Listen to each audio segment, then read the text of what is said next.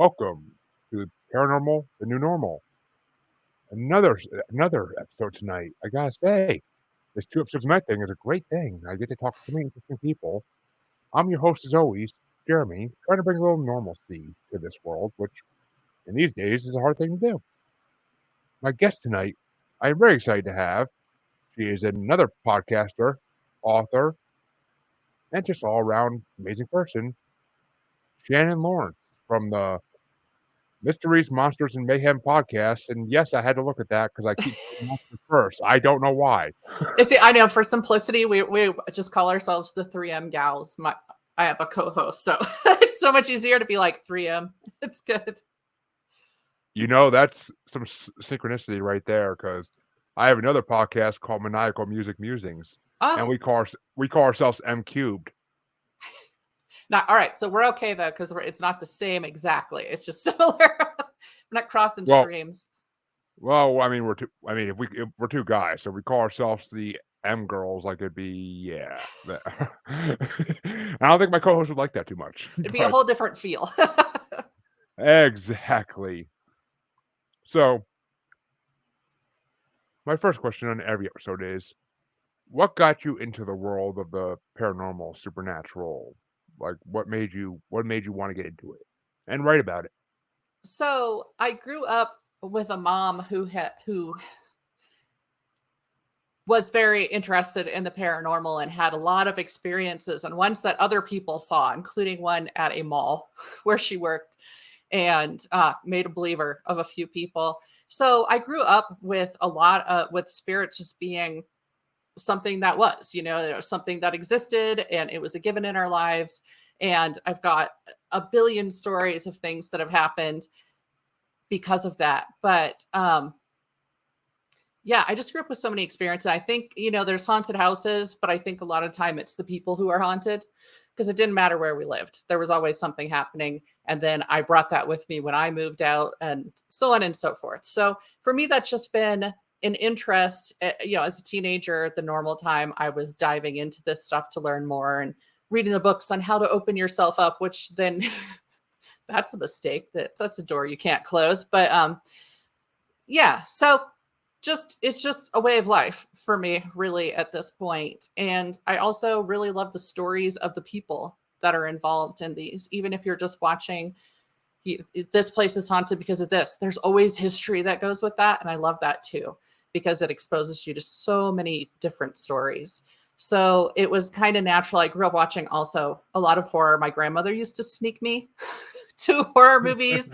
And the thing is, my mom managed like 3 different theaters in Salem, Oregon when we lived there. And my grandma would sneak me into one of her theaters because maybe she wasn't there when she got there. And we'd leave and there's my mom and we're coming out of the Cat People. That was the first one I remember seeing in the theater for sure with my grandma. So little bone of contention there. But I grew up on horror and loved telling the stories of things that were happening. And that just kind of morphed into writing about them and talking about them. Okay, well, definitely want to hear about some of those experiences because that's what this show is overall, is an experience show.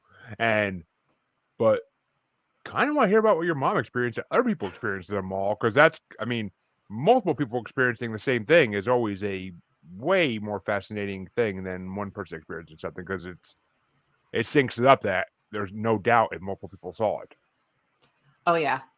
She made a believer of my dad. She made there were a lot of people that she never cared if somebody believed her or not, but when you see it, well, there you go.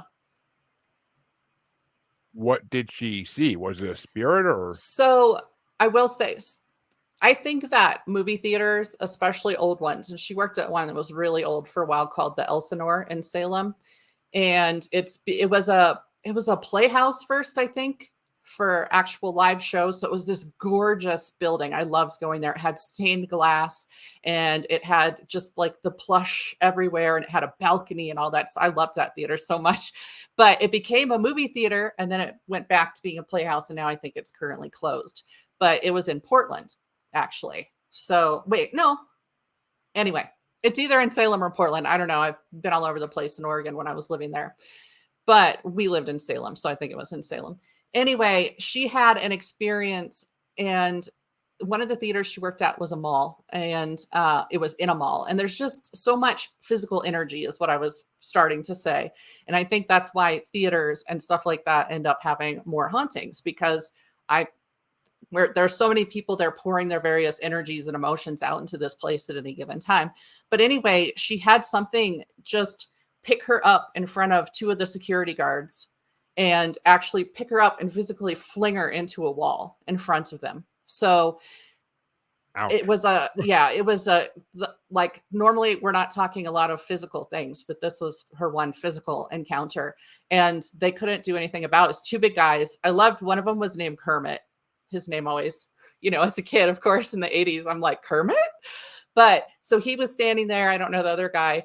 And they just witnessed the entire thing. And it was just the physical, her being picked up and flung into the wall. And that was it. I don't think she saw anything there, but that's the one that really got some believers. There were other people there too. It wasn't just the two security guards, but they were the ones she knew. So and could talk to afterwards.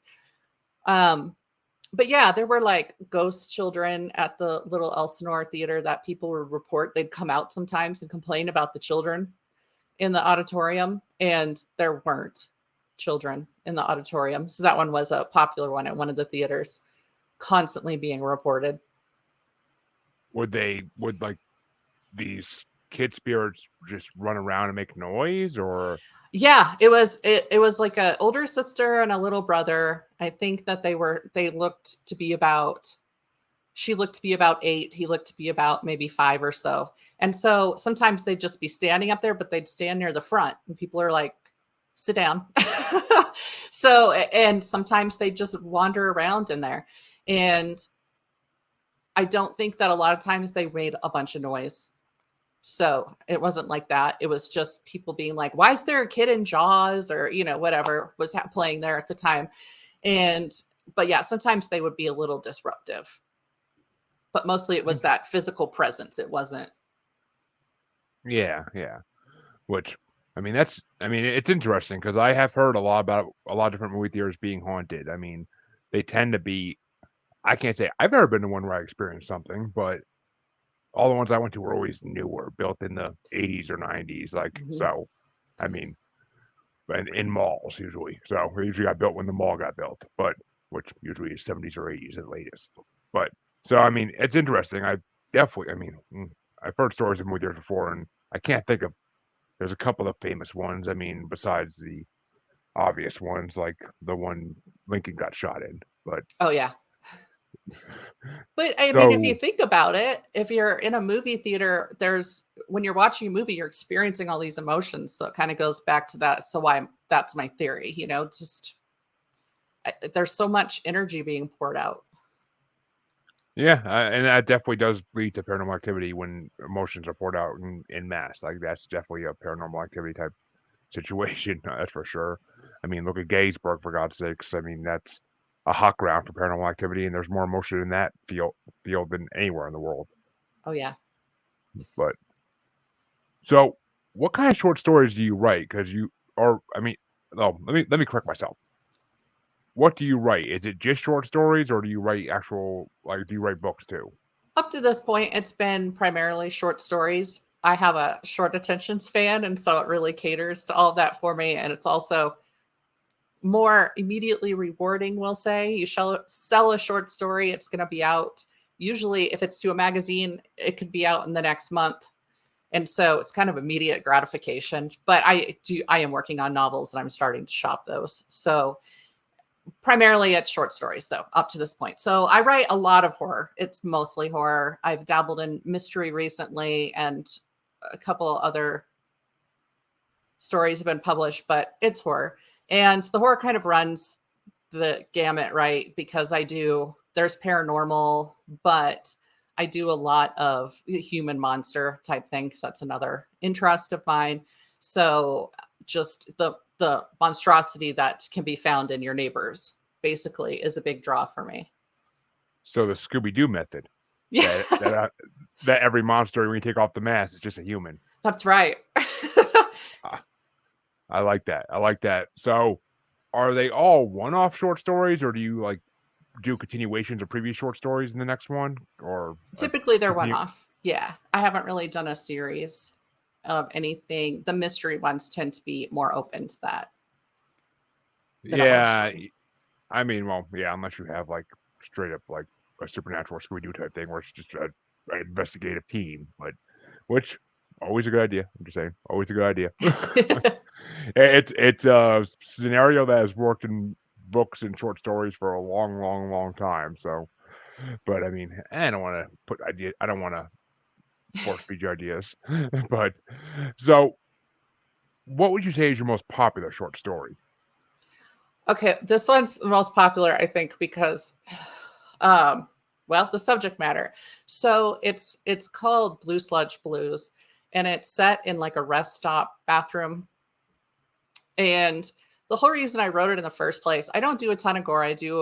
I've leaned increasingly towards psychological. There is gore, but anyway, this one I set out, I wanted to hit certain triggers for people, basically, like the word moist, right? I posted on Facebook asking, this was purely for fun, didn't know if I'd ever sell it, but I wanted something to trigger people because of the gore and the gross out and because of those little triggers. And so I posted asking what words really bother you, stuff like that. And then I wanted to incorporate those into the story. And it ends up being, nobody likes using those big open hole rest stops. And there's something in it, right? Because I remember there's an X-Files episode with, I think that like this, what is it? It's like a creature comes up out of one of those at some point, crawls out of one of those bathrooms. And so that's stuck in my head because I've gone on many a road trip because all my family's in Oregon and I live in Colorado. So Oh, okay. yeah. So that one people just like because it's always called the porta potty horror story instead of Blue Sludge Blues, and that's the one people seek out. It's not necessarily my best written, but it's gross and it hits the right points. And yeah, I'm trying to think of the X-Files episode you're talking about because I've seen them all, of course. I And I think know. is it the one with the white creatures that come out of the sewer? I don't see. It's just like this one single image. Even though I've watched it at least twice through. I used to own. I owned all the VHS to date myself of X-Files, and then I never quite converted that over to DVD. But now it's on streaming all the time. So Yeah. I swear it was like a single creature, and it's gonna drive me nuts that I can't remember specifically because I normally can. Yeah, it must have been. There are certain episodes I remember because they brought them over to the comic books that they still release to these days, and like the home episode from like the first season with the incest family and those The white creatures. Peacock family. Yeah, Peacock Yeah, family. Yeah, and the one with the white creature from the Black Lagoon looking creatures that are in the sewer, and I like think that might be it. at the end of the episode, like one of them gets cut in half with a gate because Mulder pulls the lever at the right time. Probably, yeah.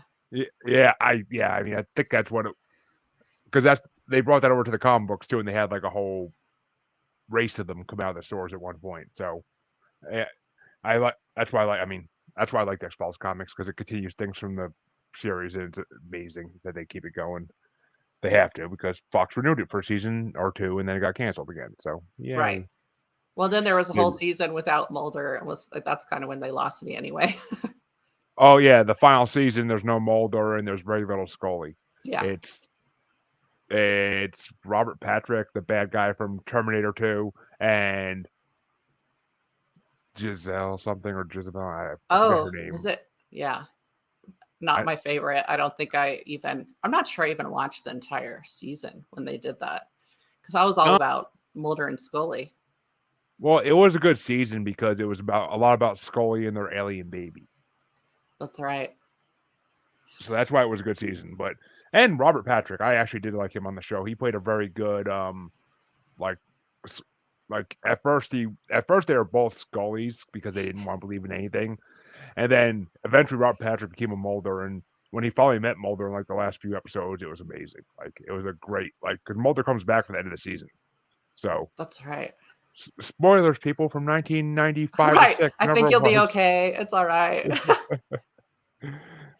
So, what paranormal topics have you covered, just out of curiosity? So the podcast is Oh, no, I meant in your short stories. oh, I see. Got you. So paranormal, one of my big ones, one of my first ones actually that I got published was called The Blue Mist. And it's because I kept hearing about so Estes Park is a mountain town here in Colorado. It's where the Stanley is, where The Shining was written. Mhm. And so it's a fun place to go up. I like to go up there once a year, like during off season, and spend a couple days at the Stanley just doing writing stuff. But I heard that there's the blue mist in Estes Park, and it's supposed to creep down the mountains, and you don't want to be out when the blue mist comes. And I was like, okay, but then what happens? Like, what does the blue mist do? Tell me. And they're like, no, it's just bad. It's a bad mist. And you don't want to find out what happens. And I was like, okay, well, how about I figure out what happens then? So I wrote that story, and that was a big paranormal one because kind of had to be. I mean, it could have been a variety of things, but I really liked that story. It was fun to have my own take on something from a local tale that you hear about all the time. Interesting. I want to read it now to find out what the creature is, but and yes, I don't expect you to give it away in here because I want people to read it, not just. But have you ever gone into like cryptids, like such as Bigfoot or Mothman? I have explored that in a novel more and stuff around the novel for urban fantasy type stuff. For me, I am part Native American also. And so I like to mix. I like to take those and I like to stick to the original tales because when, let's say, Wendigo, for example, when that gets Yep. written about, they don't stick to any of the actual lore of it. And so I like to actually bring those back and go to the real lore of them. And because it drives me nuts. It's just all these iterations on it, and nobody even bothered to find out anything real about the creature, right?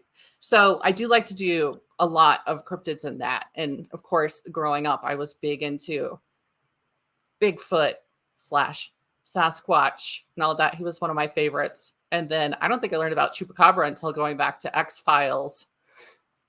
Yeah, They had the one episode. Chupacabra. Yes. And so I was like, what is that? That's great. And then there's articles about that all the time about people thinking they have chupacabras and stuff. So I've written about that, not in a short story again. It is a short story off of that fantasy. So it's funny that for cryptids, I tend to go fantasy instead of so much horror, but I also love to create my own monster for my horror. So that's probably why I'm that instead of using monsters that are always used. Yeah, which makes sense to me. I mean, it's like when.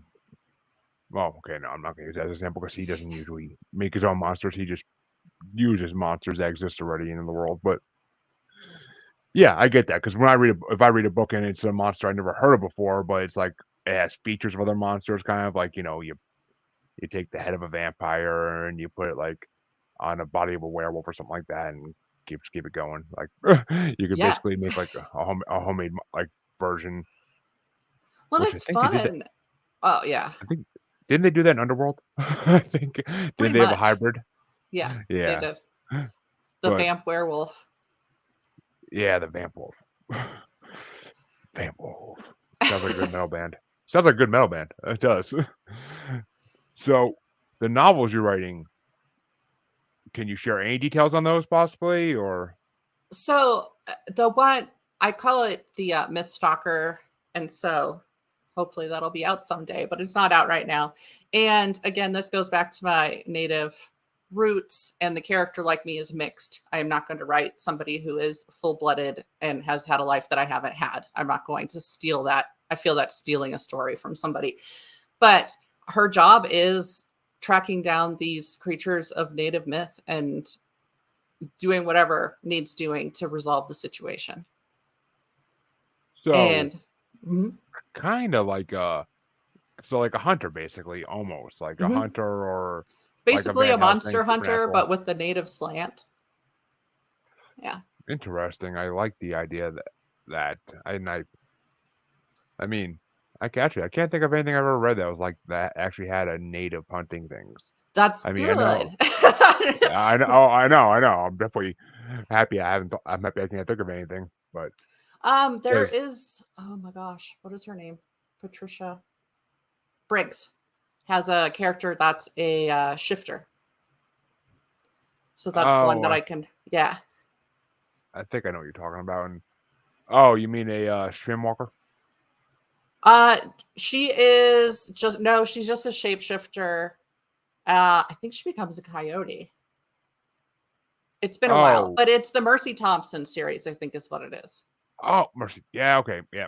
I know the name Mercy. I know that. I know a book series exists about her, a woman named Mercy. I haven't been able to read in freaking years, kids. I was up to like 1983 in Stephen King books, and then like moving in with my stepkids, it's just like impossible to read anything. I don't have the time, but so 100%. Yeah, I mean, which mm, I like that idea. I like that idea. Good. So Good. I'm glad to hear that. I know. Well, I have every time I have an author on, they tell me this like about their books and short stories. I'm like, oh, so much more stuff I want to read, but I'll never have the chance to read. Yeah. Yeah, I Kids mean, definitely cut into that reading time. exactly. So, what I was gonna say something the name Merrick.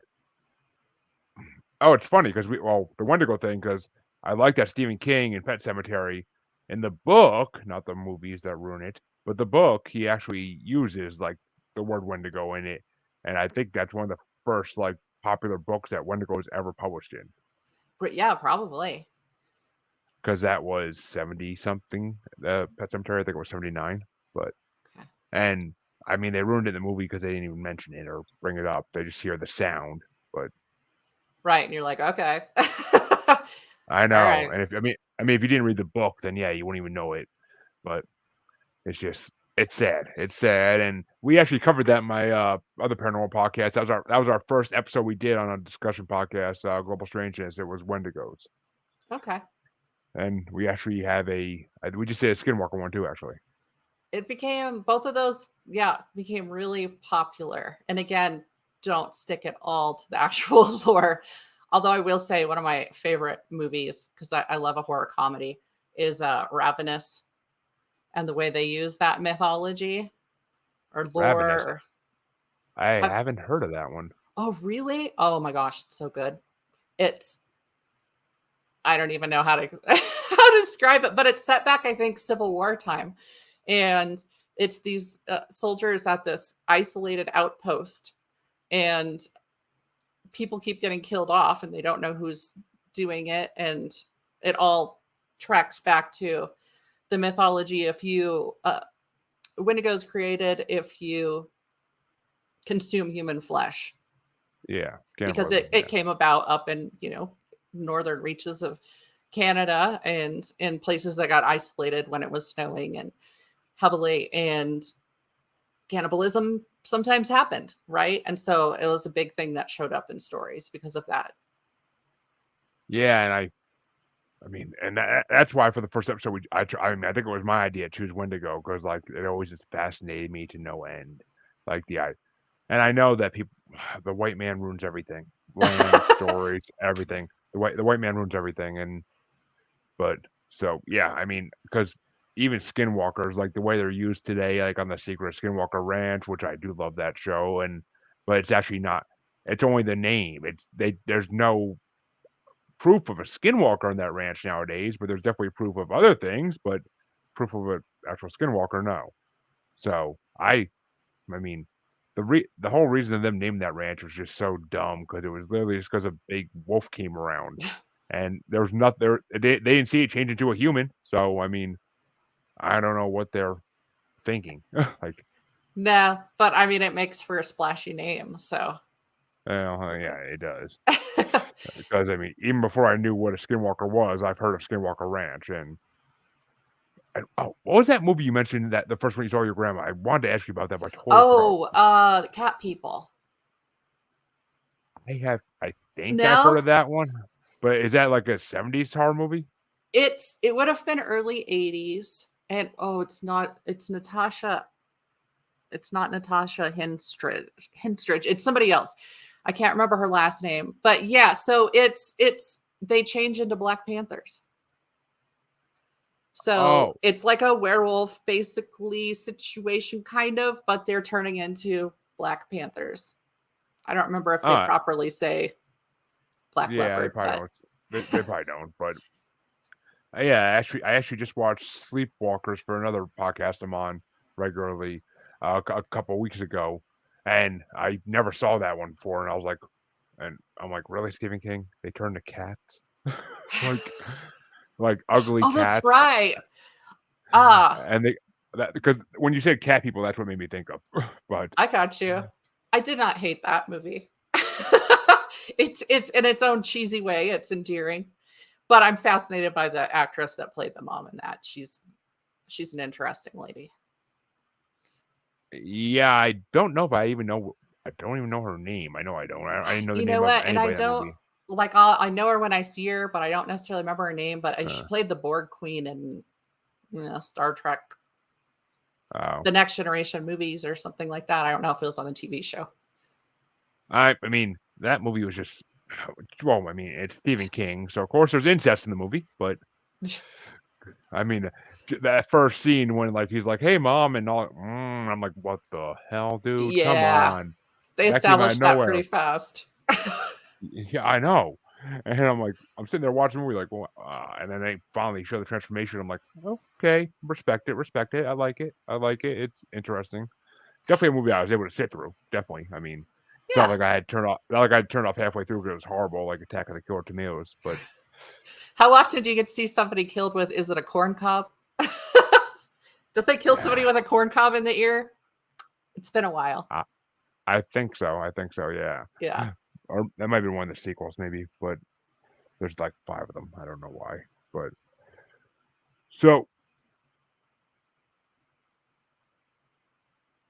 what was I gonna say? What magazines do your stories get published in? That's what I was gonna ask. So there's a Or what variety, collections? but mostly horror magazines. I recently had one come out in a literary magazine, which was nice. It's it's a nice change from it was a horror piece, but it was called, what is it?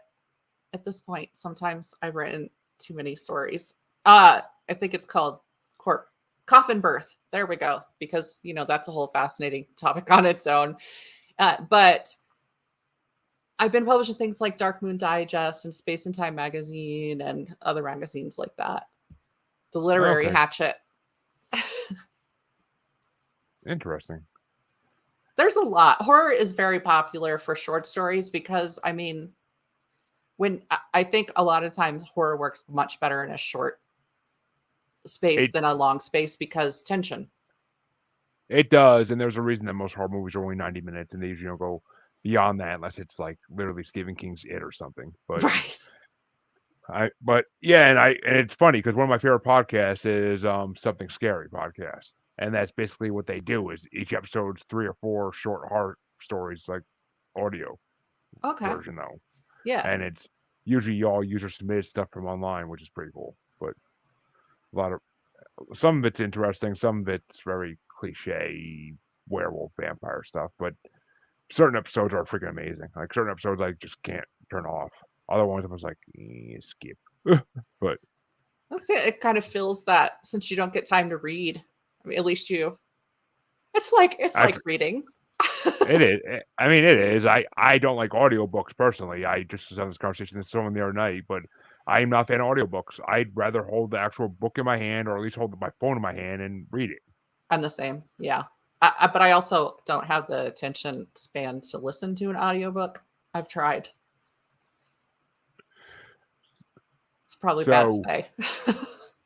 see, I always had this idea for a book series where it's basically that there's the cryptid, all the different cryptids around the world have like a government almost, Uh-huh. and they're like there's a representative of each like cryptid race.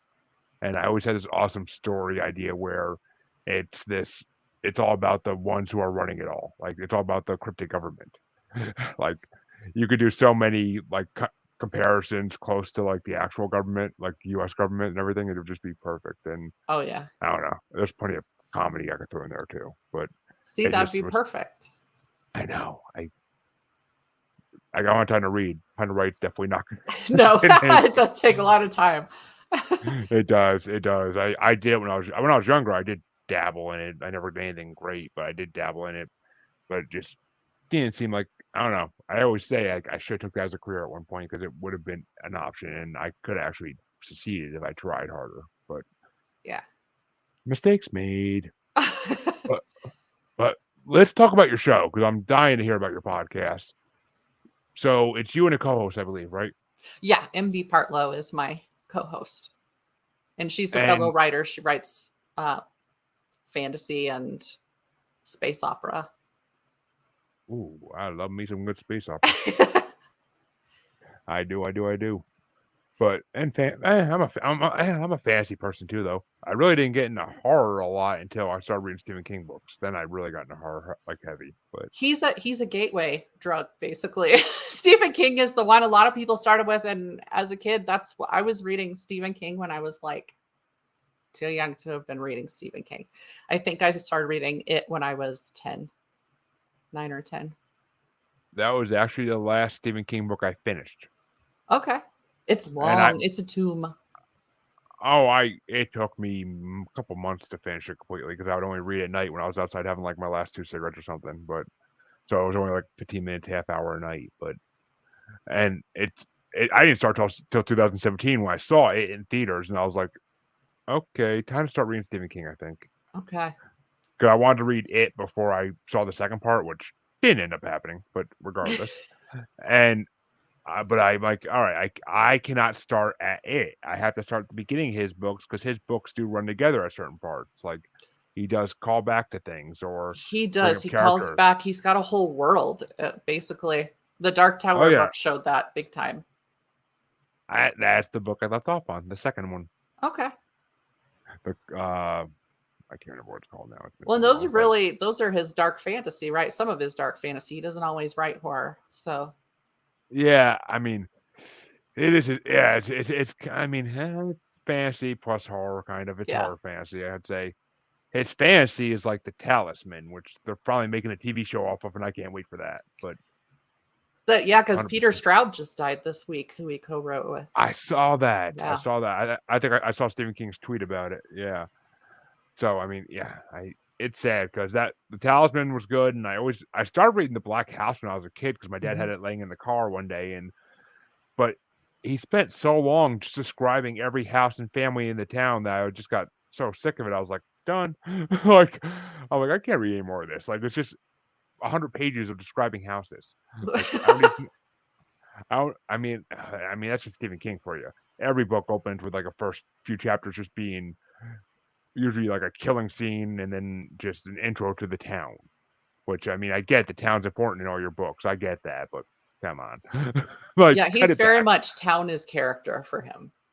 So, Yeah.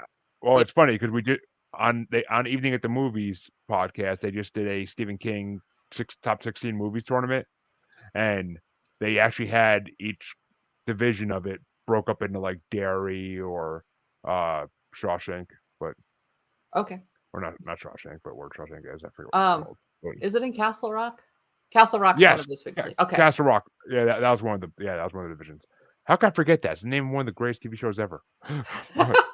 Right. Well, I still love the story that he ran into a lady at the mall and she was like, or at a store, and she was lecturing him about writing, that bad stuff or whatever. And she was like, you should write something quality like the Shawshank Redemption or whatever. And he was like, I did write that. And she was like, no, you didn't. There's a whole story about that. And she never believed him. So who knows if she went home and figured it out. It's actually funny because even in this tournament, like a lot of people, and like I was watching Green Mile, and my wife's like, "Why are you watching this?" I'm like, "The Stephen King tournament." She's like, "Stephen King wrote the Green Mile?" Uh-huh. I Yeah. was like, "Yeah." I'm like, "Yeah."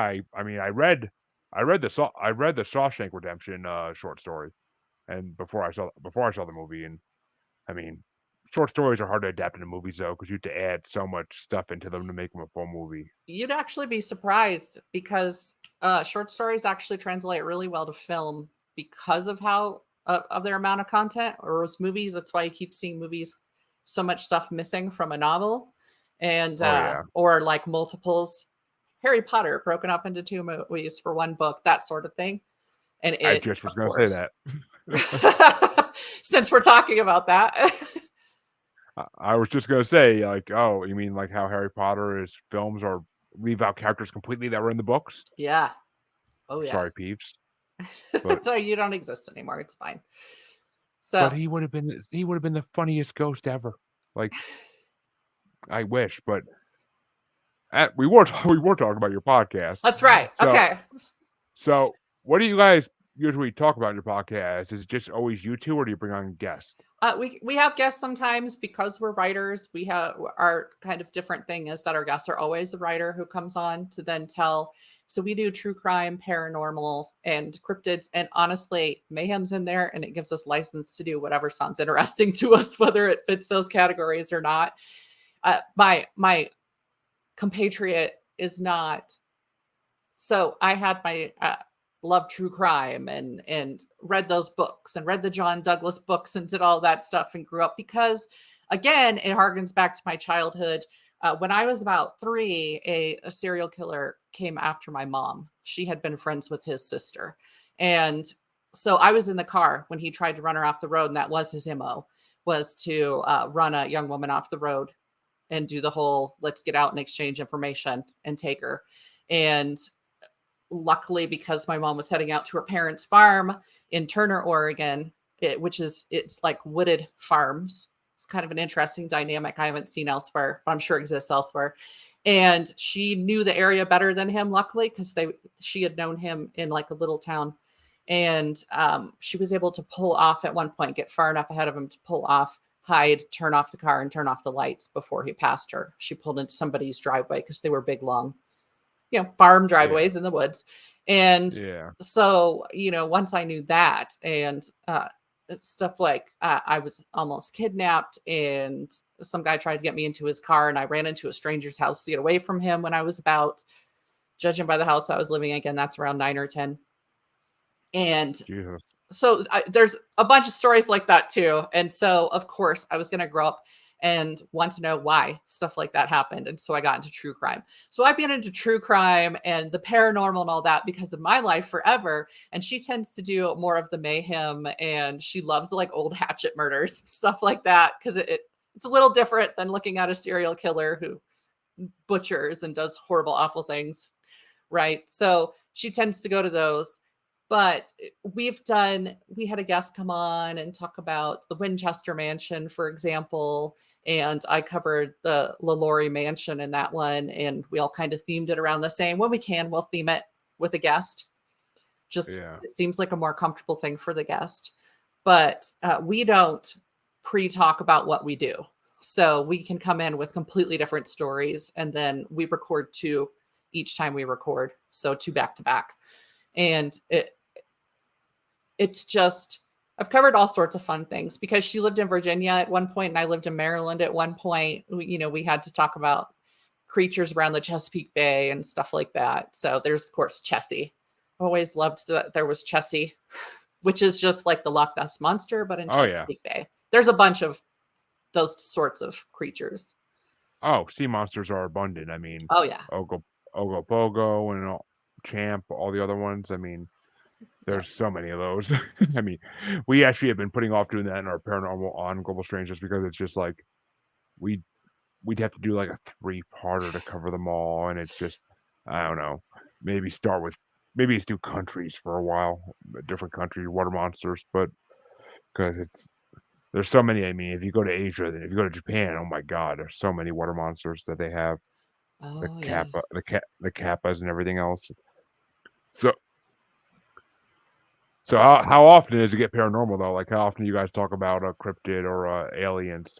I will say it runs more along the true crime is more standard, but we try to have something paranormal once a month or something like that, or cryptids, so that we get it out. And aliens. I did aliens on the our UFO sightings on the West Coast. The West Coast is huge for sightings. Like Oregon is big.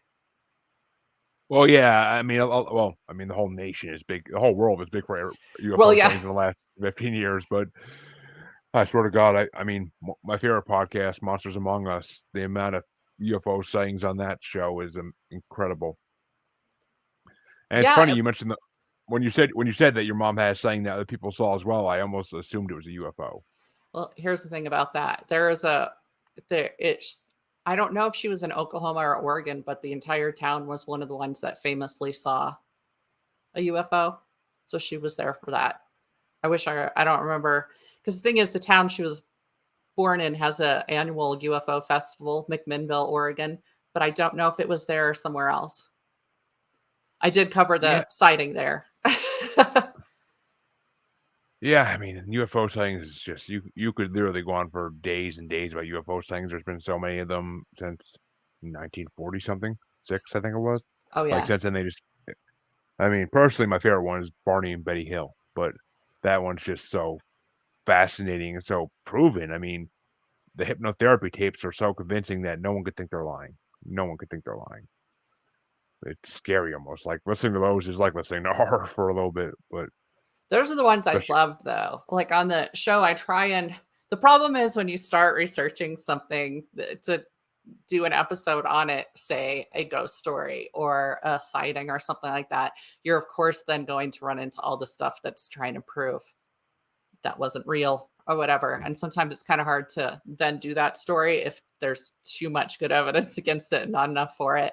But I love to do the ones where there is like indisputable evidence. And I don't remember like proper names or anything, but one of the ones on the West Coast that I did, it was actually actively tracked by multiple.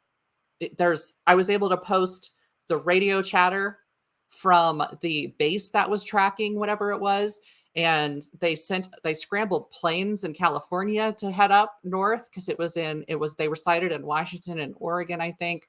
And like there's reports from a cop who saw it on this thing on one night and stuff like that. So there's official stuff down there, and that's what was so fascinating. That's the ones that I really like to talk about, because it's like, all right, you can believe or not believe, that's up to you, but here's yeah. I actual mean, radio footage. I think I have heard about that one. I can't remember what it was called, but I think I have heard about that one. All those details sound very familiar to me, but then again, I've heard about so many of them, it just all blends together after a little while. It does. That is one topic, especially UFO sightings, stuff like that, that tends to fall into very rigid lines. If you've heard about one little green man or one little gray man, then you've heard about them all. Yeah, I mean, but I mean, I've had starseeds in my show as well, and like their starseeds talk to Palladians and other alien species that they talk about.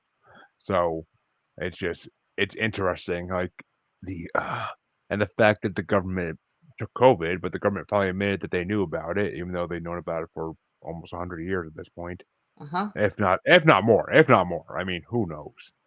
Because I mean, they really were ancient aliens. Obviously, I mean, there's cave paintings that have alien ships on them. So, and they only drew what they saw. So, I mean, they're not going to draw a buffalo and then draw a UFO next to it unless they saw the UFO. Like it's Right, because close to the other same than time. birds and whatnot, right, there wouldn't have been flying things around them for them to think of something like that.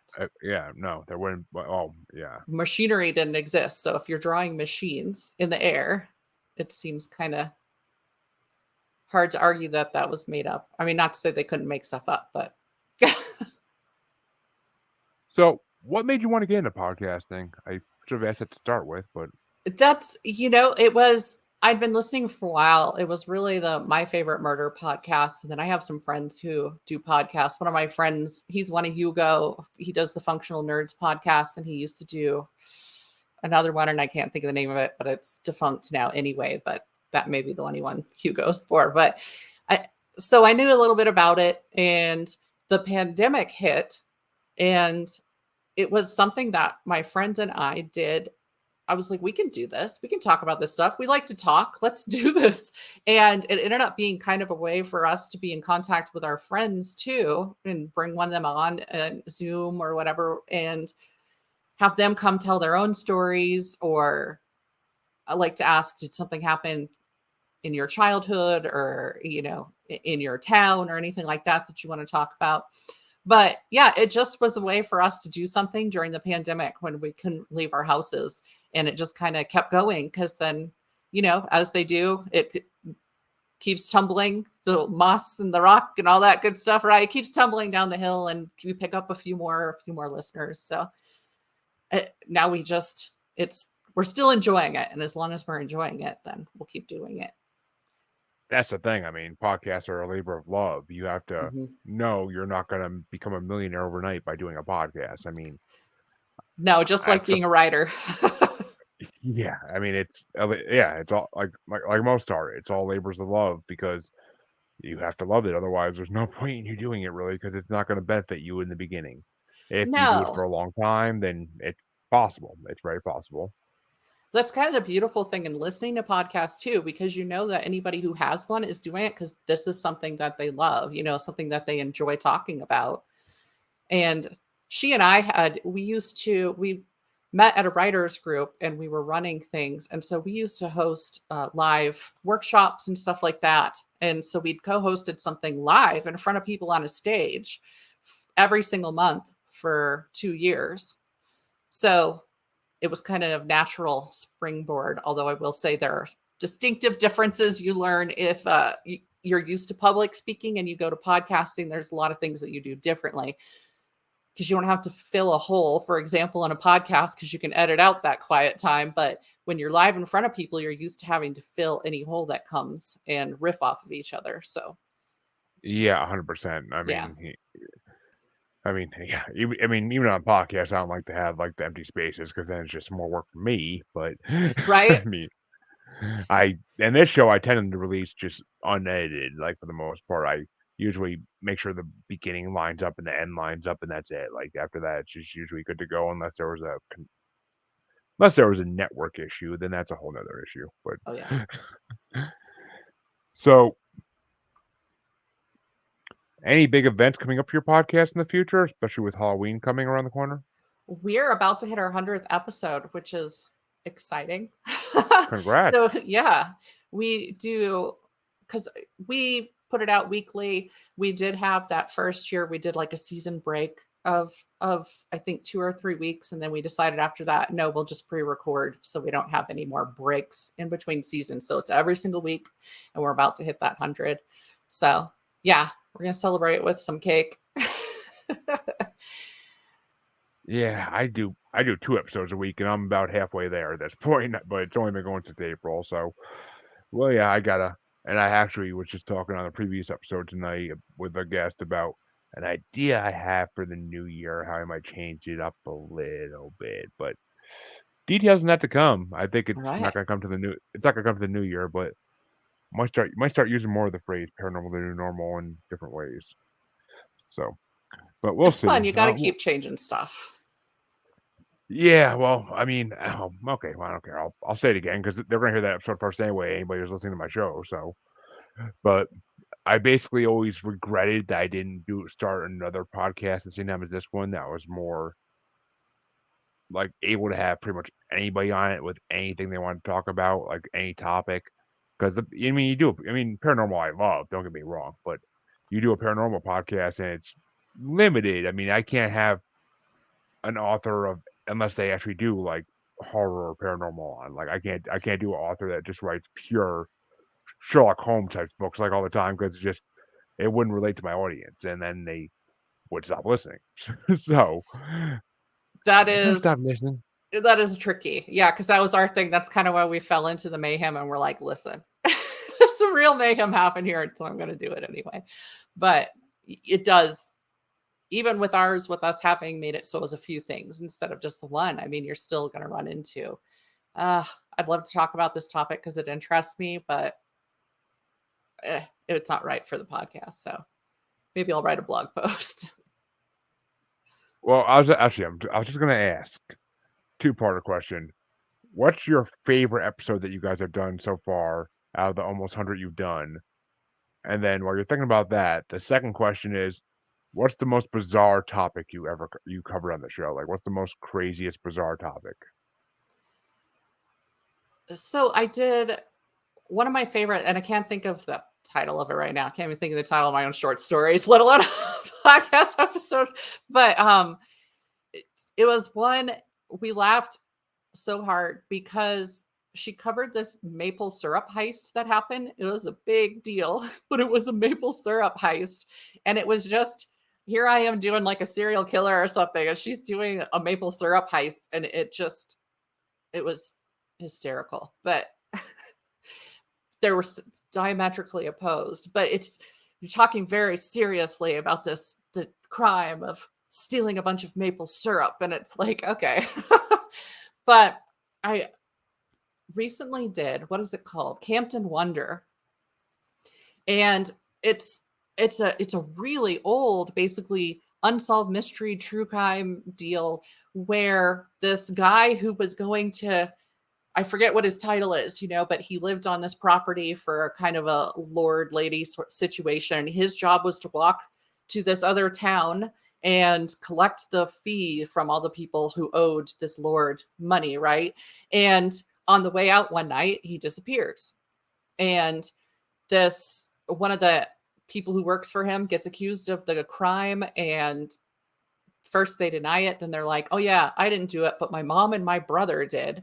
Throws the mom and the brother under the bus. They all three get hanged. And who should wander back? What is it? Like a couple years later, but this dude who disappeared all those years ago. So they didn't murder anybody and they got hanged for it. And it's just such a great story because he says he was kidnapped and sold into slavery, but he was like 70 something years old. And it's like, who would kidnap a 70 something year old man and sell him into Turkish slavery? So, because there's a lot more to that story, that of course, but that's the gist of it, is like, oh, hey, peekaboo, here he is. He's totally alive. And this guy totally said that his mom and his brother did it, and he witnessed them doing it and helped them hide the body and all this stuff. So one wonders why somebody would admit to that and take his family with him, and what really happened to the guy. Yeah, I mean, that's different, definitely. I mean, that's definitely crazy. I mean, I don't think I've ever heard of that because yeah, people got hung back then all the time for stupid reasons, but it's just weird. Oh, yeah. Well, and of course, there was a little bit of, she's a witch, but about the mom. But I mean, well, that's a little funny because that's our topic on Global Strangeness this week is witch trials.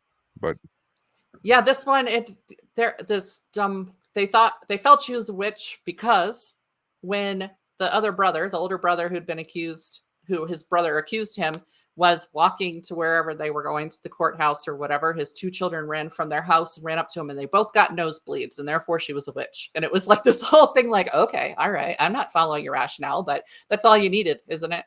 Back then in witch hunts. Back then, all you do is say a witch sneezed, is that a woman sneezed at you and she was a witch. I mean, oh yeah, it was just crazy. She looked at me funny. I think she was cursing me. Yeah, I mean, that's why I love Aaron Mahnke's show on Obscured, like the first season where he did the Salem witch trials. Like, it shed so much light on previously unknown facts about the Salem witch trials. Oh yeah, I bet. It sounds and like a good one. I actually, and it's funny because I actually went to Salem with my wife and kids a couple years ago, the year before COVID, and the tour guide on the one tour we were taking, the one walking tour we did, after he gets done, like we're walking back towards like the main office where they go back to, he's like, I'm like, so have you guys listened to Unobscured by Aaron Mahnke? He's like, oh, we love that show. We basically rewrote our whole speech because of it. It's so easy that it's all in one place. It's so convenient. And I was like, okay, that's why all this information sounds so familiar to me. Because Nice. it was literally like right after the season ended. So it was pretty funny. I was like, oh my God. All right. Glad I wasted my money on this. But I mean, it's still fun to have the actual sites pointed out, but it's this. Like, really? Oh yeah, I still need to go to Salem some point. It's got to happen. My sister went during Halloween month. Went during October, and so it's all kinds of fun stuff happening there if you go then. But you got to weigh whether you want to be around that many people. Sorry. Oh God, yeah. Oh yeah. We went during October too, and that's when it's packed. And we had to go in October because there was a bunch of haunted houses open too, and my son got the crap scared out of him one by a freaking chain. We kept asking, "Are you sure you want to go in?" And he's like 5 at the time, Oh yeah. maybe. And we're like, "You sure you want to go in?" He's like, "Yeah, yeah." And so he went in with his grandfather, and like you hear nothing for the longest time, and then all of a sudden at the end, like right when they're about to come out, you hear at the end you hear him start wailing and wailing, and me and my wife went in before them while the grandfather watched the kids, and at the end there's a guy that jumps out with a chainsaw. That's all it is the guy jumping out with a chainsaw running, which that's what made him cry. The guy with the Oh, chainsaw. Everything else in it, all the people walking by with knives and stuff didn't bother him, but the guy that jumped out because it's just the noise I think it's of loud. Yeah. and the surprise of it like it just made like the fear in his head like overload, and he wouldn't stop crying for like 15 minutes. It was so bad. I kept saying to him like, "You said you wanted to go in. You can't cry if you want to go in. I took There's no cry. There's no crying in haunted houses." so messed up. I took my brother, and he was probably like, I'm gonna say, we'll say 8 or 9. I'm about 6 years older than him. And we went into a haunted house, just the two of us. And he ended up so freaked out partway through that, like, one of the monsters had to break character and walk us out the rest of the way. But they were really good. I guess with their son, it happened so near the end, there wasn't much they could do, right? But with us, they just No, walked him through the rest of it because there was a little kid freaking out and crying. no, he just basically it was right at the exit door. Like that guy jumped Yeah. out like at the last turn for the exit door, and the whole thing was just stupid. Like me and my wife walked through it, and it's funny because like we went through another one with both kids, and my wife jumped out and scared my son, and the one guy in the mask goes by, he's like, "That's my job." Oh. That's so you So never know yeah, what's going to scare somebody, though. I learned that with the weird way with my kids. Each one, because I started by introducing them to horror comedies when it came like Tremors and stuff like that, and then what does my son get freaked out by? He's totally cool with Jaws and Tremors and all these things that I'm showing him. And then we watched the movie Evolution with David Duchovny. Back to him again, I guess, but there's a white ape alien thing, and that freaked yeah. my son out like nothing else. None of the other horror I'd showed him had bothered him. Alien, none of it. And then this white ape just got him, and he was having nightmares about it. And I was like, I didn't know. I knew to watch when we were watching the horror movies, but not Evolution, which is a comedy. Yeah, Evolution's the one where isn't Evolution the one where the one guy ends up like basically birthing mutants out his asshole? Does he? No, but there's like a alien bug that gets in the one guy's suit, and it goes. I think it tries to Oh, go. Yeah, I it's think it's got okay. It does Orlando go. Jones and David Duchovny and Yeah, it's yeah. Orlando Jones. That's what I'm thinking of. I'm picturing him like screaming while it's happening and everything. Yeah. Yes. Yeah. Okay. I know I saw that movie, but I haven't seen it since like I was a kid and it came out. And I have to watch it again. Actually, it's been a good 20 years. But It's still a fun one because I've watched it again since I freaked out my son. I was like, you want to watch this again now that you're way past being freaked out? He's 17. So it's a fun yeah. movie. So, any is there any big topics coming up in your podcast that you're looking forward to? I research everything the week before. So, and we record every other week. So I'm not sure yet. There's always good You, stuff on there though. well, is there any topic that you'd really like to cover that you haven't yet, especially in like the paranormal world, possibly?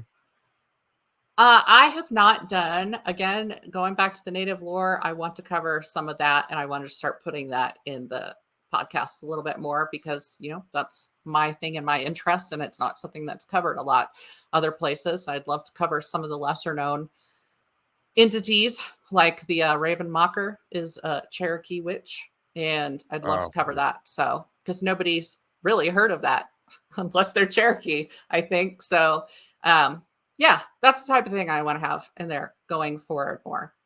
And we have that smattering of hauntings that we like to do because that's always, again, a good historical story too. I've heard it before only because I'm pretty sure a guest on one paranormal show I listened to like was Native American and talking about it. I'm pretty sure that's the only reason I knew about it. But awesome. yeah, I mean, I've heard this amazing Native American guest on Stories of Sapphire, and actually tweeted. I tweeted at him and I messaged him on Twitter trying to get him on, but he hasn't responded yet. I'm like, oh, come on, like I want to get you on. You had some interesting stories I'd love to hear more about. I Oh mean, yeah, because that's untapped, really, for a lot of people. Again, they've all heard of Skinwalkers and Wendigo, but they haven't heard Wendigo, but they haven't heard of. There's so many other because each tribe had their own lore. So yeah, they did, and that's why I love Native American mythology too, because it's just so fascinating. I mean, the stories about Coyote alone are just so humorous. oh, I love a trickster. I love a Yeah, trickster. But I and also did a mythology class once, and you got to choose a country, and I went and looked into Aboriginal lore, and that was also fascinating in Australia. So there's some really good stuff oh, there that's untapped too. oh yeah, the bunyip, the yowie. I mean, Uh-huh. all that stuff is just so fascinating down there. I mean, the land down under never disappoints, whether it be mythology or real life. Or There's always creatures or serial killers, it's all there. So plenty of things to kill you down there. That's for sure, yeah. 100%. Well, the only thing I will recommend is if you guys ever want a topic for your show, living dinosaurs is a fun topic to do. Oh yeah. Mokele Mbembe. Oof. That's my favorite cryptid right there. I love me some living dinosaurs. Like especially Mokele Mbembe is like the entryway into it, but there's so many other stories of pterodactyls in Southwest Oh America, yes. raptors and velociraptors in a jungle in I believe it's Chile or Peru. And There's a lot, yeah, in South America. A lot of the dinosaur stuff. I mean it's recent too, so it's weird because it's like, does this stuff still exist? Or and it can even launch you into the Hollow Earth theory and all that too, and Antarctica being like a savage land type place. Like it launches you land of the lost type place, like it launches you into everything. It's just that's why it's my favorite topic, honestly. And but to find someone who actually could talk about it and has seen it is a whole Yeah. impossible task. I will The say I've got a friend who he's a writer. He's also a cryptozoologist, and his name is Matt Bill at Bille. And he has good stuff out there. So everybody should check him does, out because does he's he have an a show actual or? cryptozoologist. No, but he has books published, and Oh, okay. we'll have to have him on the podcast at some point too.